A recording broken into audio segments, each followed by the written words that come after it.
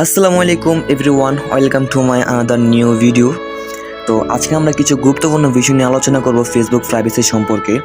তো এগুলো সবাই করে রাখবেন, কেননা আমরা ফেসবুকে পার্সোনালি অনেক কিছু শেয়ার করে থাকি, আমাদের বিভিন্ন তথ্য বা আমরা বিভিন্ন ভিডিওস বা আমাদের পার্সোনাল অনেক কিছু থাকে আমাদের ফেসবুক আইডিতে। তো এটা তো সবাই জেনে যেতে পারে। এখন আমার সেগুলো যদি প্রাইভেসি রাখতে যাই, আমাদের কিছু একটা করা লাগবে, এবং কী করা লাগবে আমি সেই সেটিংসগুলো এই ভিডিওর মাধ্যমে আপনার কাছে তুলে ধরবো। তো বেশি কথা না বলে আমরা ফেসবুক চলে যাই। ফেসবুক আসার পরে আমাদের এই যে এখানে 3 লাইন আছে, 3 লাইনে একটা ক্লিক করতে হবে। যে মার্ক করে দিলাম, এখানে আসবেন।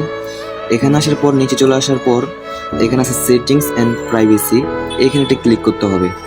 এখানে ক্লিক করার পর এখানে আছে সেটিংস, এখানে একটা ক্লিক করতে হবে। এখানে ক্লিক করার পর এই যে নিচে আছে এই যে হাউ পিপল, এই যে এখানটা ক্লিক করতে হবে, এখানটা ক্লিক করবেন। ক্লিক করার পর নিচে আসার পর এই যে দুটো অপশন আছে না, এই দুটাকে অনলি মি করে দিবেন।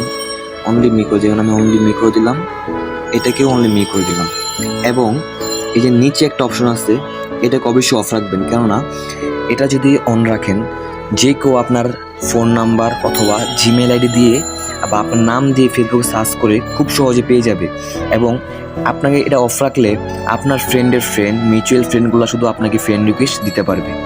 তো এগুলো সবাই প্রাইভেসির জন্য অফ করে রাখবেন, তাহলে আপনার ফেসবুকের প্রাইভেসি বজায় থাকবে।